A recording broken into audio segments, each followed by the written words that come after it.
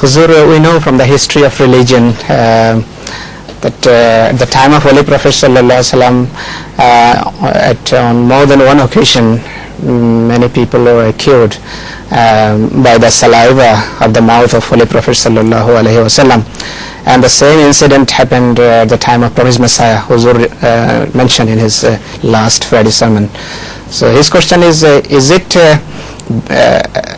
it happened as a result of their prayers, or it was a result of some changes in their saliva?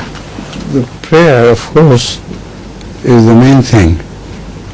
But with the help of the prayer, the saliva became medicine. And it's amazing it worked. We didn't know this. Like I told you, you know homeopathy works, whether you understand the system of working or not. So whether you understand the system of working, this does work, and we have very authentic evidence from the history of Islam in the first place. But one can say it's a matter of 1400 years ago, who knows, the narrator made some mistakes and this and that.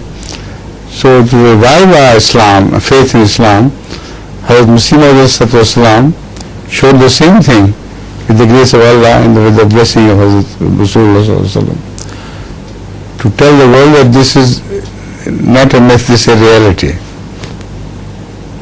So it is a reality.